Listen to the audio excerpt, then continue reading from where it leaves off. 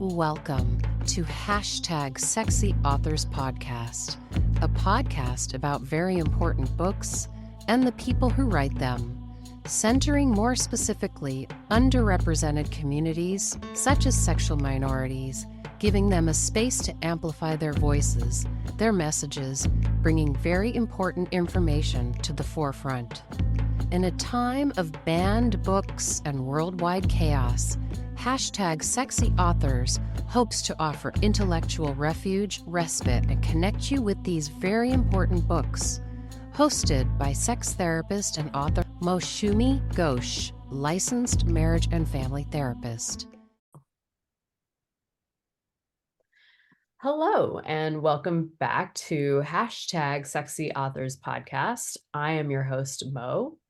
Today, I'm absolutely honored to introduce to you an author who has captivated myself and my cohorts as well for the last few years. She is none other than the Lucie Fielding, PhD, LPC, LMHC, she, they. Lucie is a queer, trans, misogyny-affected femme and a therapist practicing in Virginia and Washington on Monacan and unceded Duwamish land, respectively. In addition to being a therapist, Lucie is a sex and kink educator and the author of Trans Sex: Clinical Approaches to Transsexualities and Erotic Embodiments. She was named a 2022 Lambda Literary Award finalist in the trans nonfiction category and was the winner of the 2022 ASECT Book Award, Book for Sexuality Professionals. And there's more. The 2024 S-Star Health Professionals Book Award and the 2024 APA Division 44 Distinguished Book Award. Wow, so many accolades for this amazing book. Let's please welcome Lucie. Hi, Lucie. I have the book right here. It's such a profound book. And I really just want to say, thank you so much for writing it. I, like yourself, am a therapist and consider myself to be an activist and an ally for many years for the trans and non-binary communities. But when clients would come to my office, and many would, around not just, identity, but like identity and the intersection of sexuality, it was, as a cisgendered person, it was, how do we guide them? What do we say? What do we do? So this book was a long awaited, I was going to say timely, but it was actually long awaited. And I'm so glad it finally came around, because it came around and I was so grateful to be able to have something, not just for myself and my clients, but I also am a supervisor and something to refer to my, my pre-licensed therapists and other therapists. This is a profound and profoundly needed book for us in our field of work. So thank you so much for writing it. Thank you. That is so kind and generous. And yeah, it means a lot to know that the work is resonating with folks. And because I don't do it for me, obviously. It's like I try to I just want more people to feel seen and more voices and perspectives to be uplifted and acknowledged and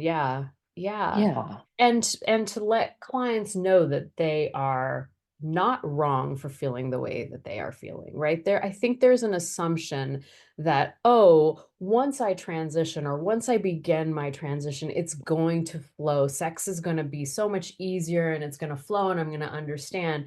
And I think even as therapists, we're like, yeah, that makes sense. Oh, it's going to be so much easier, right? Yeah. But it's so layered, right? Yes. And nuanced, and it can take time. And I think just giving our clients and, other trans folks permission to know and feel that is so empowering. Yeah, absolutely. And, I think one of the narratives you're referring to is this idea that, it's like, I feel dysphoria in my body now. And if I do these things, then the dysphoria is going to be gone and it's all going to be easy. And it's like easier, Yes perhaps, and no. Yeah. like there, the more, I mean, dysphoria, to use the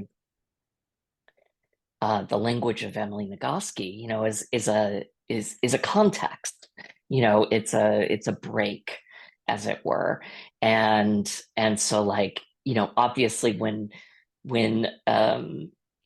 dysphoria is attenuated, it makes certain things possible, but you also need the accelerators, and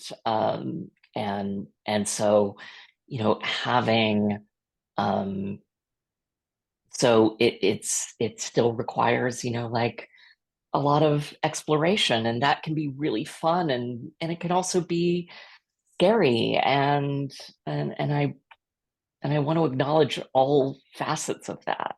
Yeah. Yeah. Well, I have some questions for you. First, my very first question is, how did you know this book needed to be written? Like, what inspired you to write this book? I think that there's a Hebrew saying that I keep coming back to, especially this year. Um, may your anger bear fruit. Hmm. And um, and and I'm really um,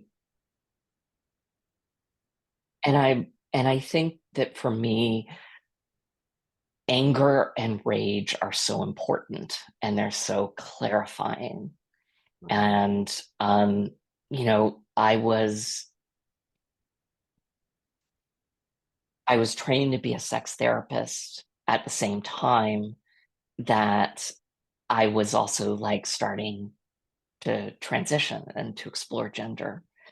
And so like I was getting information as a student, as a trainee, and then having certain experiences in the rooms with my providers. And I realized like how much of a privilege it was that like I could ask questions and felt really empowered to question my providers when they would tell me things, and say, well, is that, like, let's nuance this a little bit, and the more and more I saw it, I realized like there wasn't much out there. There was a couple of zines like Fucking Mhm. Trans Women by Mhm. Mirabelle Weather, Girl Sex 101 by Allison Moon, which is very body and gender inclusive. And there was a sexuality chapter on Trans Bodies, Trans Selves, which is like a big anthology that was written for Community. But like that's really it. There wasn't really much It's that nothing. yeah, That's so, yeah, limited. Yeah. and um and I think I kept I kept looking for something to emerge, and it didn't. And I just it's like, well, I guess that's something I better start thinking about. And it felt like I was called to that from that place of rage and needing to do, and feeling like I wanted to do something, Yeah. and I was just like tired of having to extrapolate everything from like cis experiencing and cis straight experiencing, Yeah. that. And by the way, that's not a condition that is unique to trans folks. Like queer No. folks, disabled folks, elder folks, a lot of communities of color, are constantly having to, extrapolate from those who have various levels of majoritarian belonging. Yeah. Yeah. And, you know, as you're talking, I'm like feeling, I can feel my own rage and my own, you know, things come up. And this idea that the majority is the authority, right? Yeah. Always is so like disabling, right? It's so disempowering when somebody Yeah. tells you, a provider who you are supposed to go to get answers from, right? Yeah. We've definitely been taught that our providers are going to give us answers, and then we Yeah. go and almost like they shame us, or Yeah. you know, shame us for a certain way of being. So I hear you about the rage. And Well, and I'll share a story about that, yeah. by the way. Like early in my training, I went to a WPATH training. It was like they offer these courses. I actually teach for one of them now, um, which is cool. But go from rabble rouser to teacher in a few years. But an endocrinologist was speaking and was talking about feminizing and masculinizing hormone therapies. And he said, about um, estrogen, that he just said it, matter of factly, that it causes a loss or a diminishment of libido or the sex drive. Mm-hmm. And like I was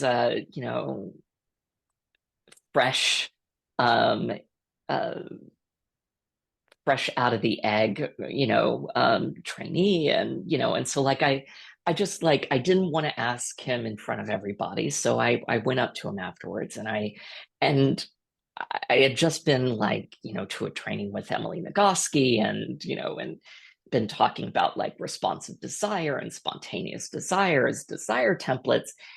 And I went up to him and I said, like, what about these things? Like, can't we look at desire more responsively? Like, can we nuance this? And he said, that is too nuanced for my patients, For his patients? for his patients. Wow. And I thought, like, oh my God, you're basically admitting to me that um, you do not engage properly in informed consent Right. because, like he's making a decision Yeah. for his patients. Hundreds of people. I mean, Yeah, he's not just his patients, but his students. yeah, and like passing this on, Mhm. where it's basically saying like, oh well, like we're just gonna roll with it, and and not share this very crucial piece that, because I think to myself, like if I hear from a provider um that my sex drive is going to like go into the basement, I'm thinking that's a loss. I'm thinking, like, gosh, my eroticism is important to me, and so like I am hearing that guidance, and I'm thinking like I have to engage in a trade-off Right. between Right. various things. Compromise or a sacrifice, right? Compromise, Yeah. sacrifice, and like I'm all about compromise and sacrifice, and Right. but at the same time, like there's no need here, Yeah. and like how dare we make decisions for our clients and patients about what they can and what they need to know. Yeah. Perpetuating so much harm at the end Yeah, of the day to our, you know, our mental health, our lives, you know. yeah, Yeah. Yeah, I mean, that's why, I mean, obviously your book is so profound. And the thing is, it's not just for therapists. right? As you say, it's for all providers, right? It's for Yeah. anyone that is in a helping profession. Um, Everyone needs to read this book. Well, And and one of the things that I thought was really important is, like, the subtitle is Clinical Approaches, which seems to direct folks to it's for medical and mental health providers. And yeah, yes, that's partly my background, but I also really, in gender affirming care, we have this, the idea of the multidisciplinary team, the MDT, and usually we think of it in terms of, well, there's a mental health person, there's an endocrinologist, there's a surgeon, there's, all these people, primary care physician. And I thought to myself, like, the providers who have been so important to me and to my journey, and that have taught me the most, have been somatic sex educators and sexological body workers. They've been professional dominants. They've been surrogate partner therapists. And so it this book is for them, and it is also for this idea that, like, they are part of the multidisciplinary team, and if they're not already, then they should be. absolutely. Yeah, I think that's those people are the like the unsung heroes, really, of Yeah, the work that we do at the end of the day, for sure. absolutely. Yeah. Yeah. So, well, I feel like you're answering a lot of my questions. Um, yeah, I mean, I guess, like, when you wrote this book, is there anything that stands out to you about, like, like I'm thinking of, like, gatekeeping, Mhm.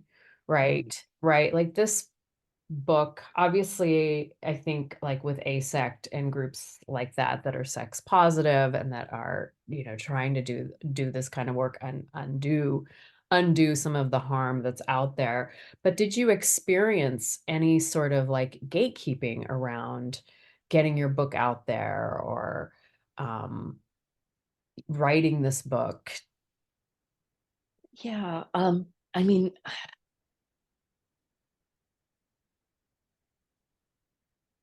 yes and no. When I was writing it, I was a trainee, Hmm. and so the pushback that I got was more along the lines of, um, oh, well, you're a trainee. What do you have to say about anything? Like, So it was what do more you about what do your you know? your license status as opposed to, Yeah, uh-huh. yeah. Um, something that I just want to name, again, uh, part of privilege is that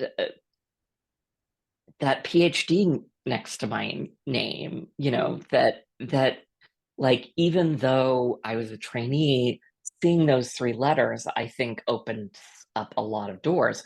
My whiteness also opens up a lot of doors, Mhm. you know, Sure. um, and I kind of follow my friend Raj Kuhn in believing, like, yes, let me inside the door so that I can, sledgehammer it open so that more people can get in.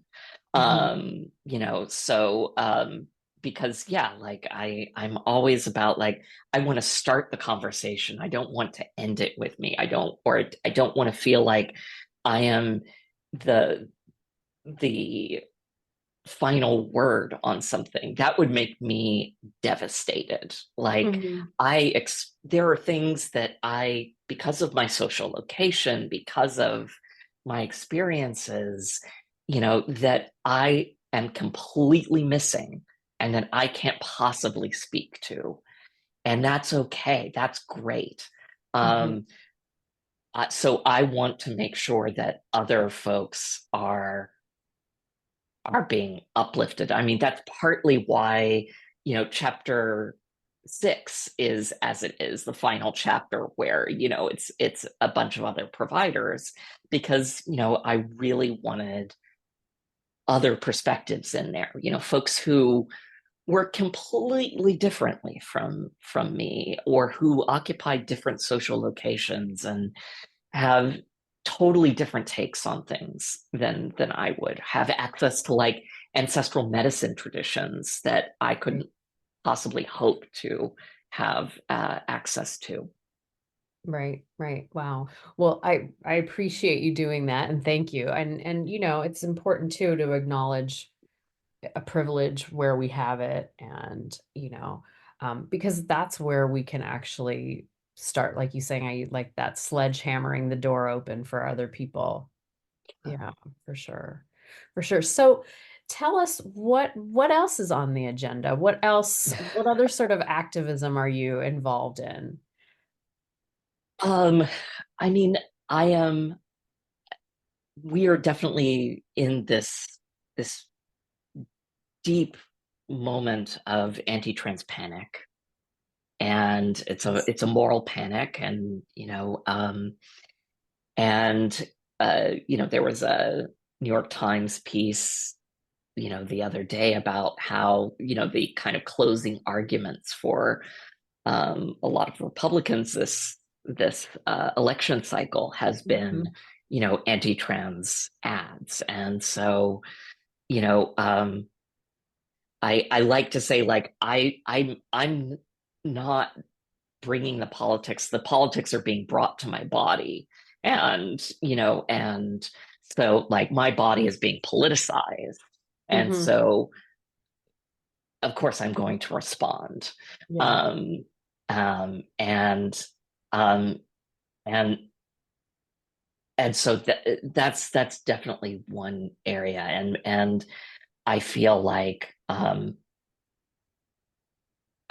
it's so important. I mean, there are so there's so much suffering going on, so many um, so many places around the world, genocide in Palestine, Mhm. exploitation and in the Congo over cobalt and other Mhm. resources, you know um, and things that I care deeply about and want to see shifted. And there's so many things that can take um, our attention and can um, and and I think what I want to offer, throughout is, much like the Nap Ministry and Emily and Amelia Nagoski talk about, the importance of rest. I want to talk about the importance of pleasure, the importance of that, and about dreaming, because I think one of the things that Imagination. trauma does, Mm. as you well know, one of the things that trauma does is that it takes away seemingly our capacity to imagine futures that have us in them. Mhm. And I really want to see, um, I really want to help folks dream futures that have them in it, and to help bring about the world that is already here. There's, again, that Hebrew term, olam haba, the world to come. And so, like, I really, um, and I think about, it's the world to come and the world that is always already here, and that we need to strive to make manifest. As the activist and filmmaker Tourmaline says about freedom dreaming, we need to think about, she asks 3 questions. What do dominant groups have that we want? What do dominant groups have that we don't want? And what do we already have that we want to keep? Mhm. Mhm. And I think that there's so much already in our communities that we desperately want to keep and it is worth fighting for. Yeah. Yeah, absolutely. Yeah. And thank you for bringing up the concepts of rest and pleasure. I think that's very important for our listeners, my listeners right now to hear. I think that there is luckily a lot of, like a lot more people are talking more about rest and pleasure as well. And I think that like that's how we heal, that's how we get back to um dreaming and imagination and believing again. And also staying focused. It's Yeah. like I think it's Emily and Amelia Nagoski in Burnout, Burnout. who basically point out, like the the status quo, like dominant groups, they want us to be exhausted and joyless. Oh my gosh. And our attention just like pulled every which way. And like I think I want to come to it from this place of like, the more rested we are, the more that we can seek out, especially in our communities and in our friendships and in our dear ones, moments of pleasure and joy and embodiment. The more that we are settled in our communities and are able to then be responsive to the oppression that is coming at us. Yeah, from every direction. Yes. Every direction. Yes. And with that, without the rest, we don't have the ammunition, might be the wrong word, but we can't, if we're not centered, we can't, we can't come from a better place. We can't help others. We can't help ourselves. Yeah. So we become victims at that point. So rest is definitely like our greatest asset in that sense. Yeah. And not just about surviving, but thriving. Yeah. Because that's what I want for us. I want us to be thriving. Yeah. Yeah. Yeah. Thank you so much. Thank you for that was a profound reminder for all of us, I think, for sure. Yeah. Thank you. Yeah. Thank you. So what's next for Lucie? Are you doing any other projects? Any other do you do any other writing other than writing the books that you write? So under my scene name, I write erotic literature. Oh, cool. So like I I love writing smut. Uh-huh. Uh-huh. And it's just it's fun. And I think it was Emily Nagoski who was saying, again about rest, that because she wrote romance novels, Right. Mm-hmm. and reads romance novels, and she basically recommended as part of rest, like if I if I switch gears and I write romance novels, while at the same time, that I'm writing this, more heady Academic. academic Yeah. work, Yeah. that turns out that like that I'm able to really focus on It's what I need to do. it's healing, right? It's tapping into that other creative side. I personally am a songwriter and I write poetry and things like that. So I definitely understand, on the one hand, I'm a sex therapist and I educate and, do a lot of clinical work. And then that is how I recharge. That is a form of Yeah. self-care for me, like playing my guitar and writing songs and belting it out in my punk rock Yeah. band. I love it. So yeah. Yeah. And then teaching. Teaching is, as Spock would say, my first best destiny. Mhm. And and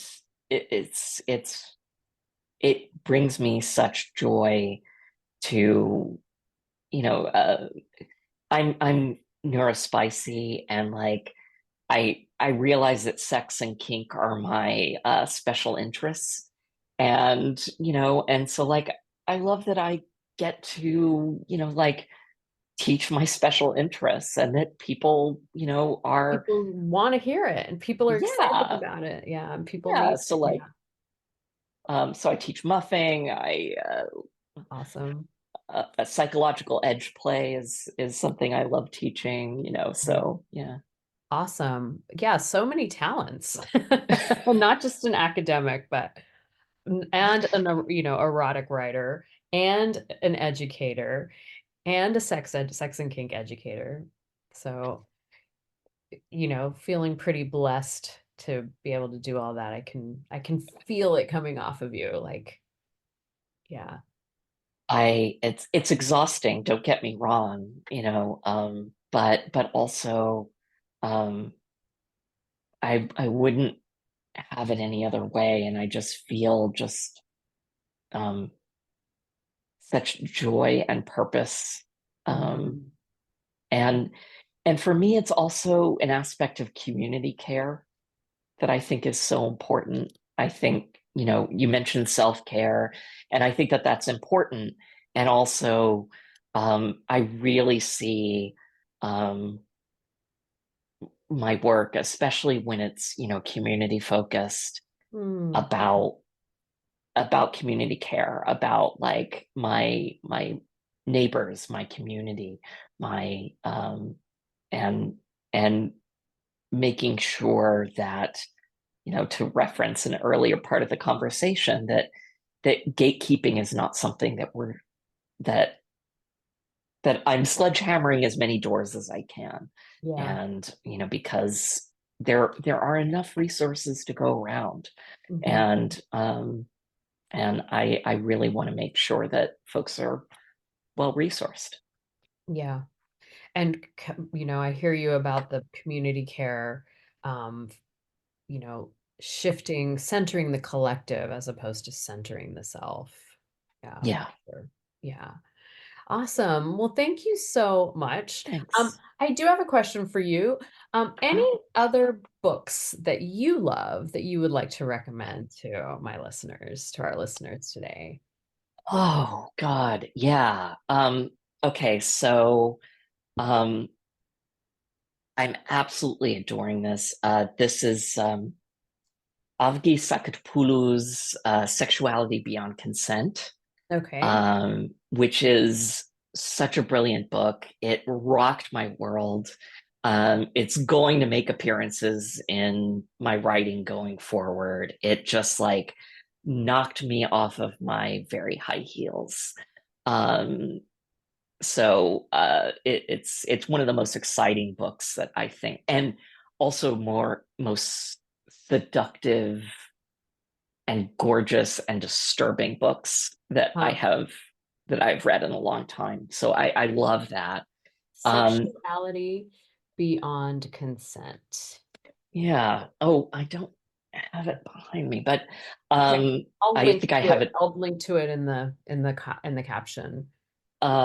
I also, like I'm always going back to queer lineage, and one of the books that is always kind of is never very far from me is Amber Hollabow's My Dangerous Desires. My Um, desires. and Amber passed away about a year ago, and it's and part of femme lineage, and I just absolutely adore her voice and her perspectives. And mm, um, also, Lou Sullivan's Diaries, We Both Laughed in Pleasure. Okay. Um, Uh-huh. I really am. I just started reading through them. I don't know why it took me this long to read it, but it's just yeah, it's gorgeous.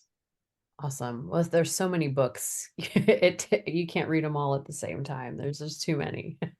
Yeah. Yeah, But thank you yeah. so much. This has been a wonderful and very enlightening conversation, Lucie. Thank you so much Thank for you. joining me. Any last words for our listeners today?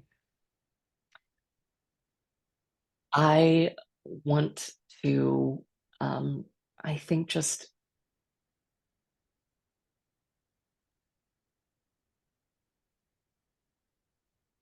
I want folks to, my fondest wish is for there to be space carved out for dreaming and for our thriving, um, and for us to be in our bodies, our polymorphously perverse playgrounds of wonder, Yes. and um, and I want to see, um, an end to genocide. I want to see an end to exploitation, and I want to see our thriving and our dreaming. Yeah. Yes. Well said. Thank you so much, Lucie. Everybody, this is Lucie Fielding. I am going to post her links down below, but I'm just going to read them off right now. You can find Lucie at luciefielding.com, or you may follow them on Instagram at Sex Beyond Binaries, or Blue Sky, which is at sexbeyondbinaries.bsky.social. Again, thank you so much, Lucie. Thank you. And it was so great to have you. So lovely to be with you and to be in conversation with you. Thank you. Likewise. Take care. Thank you.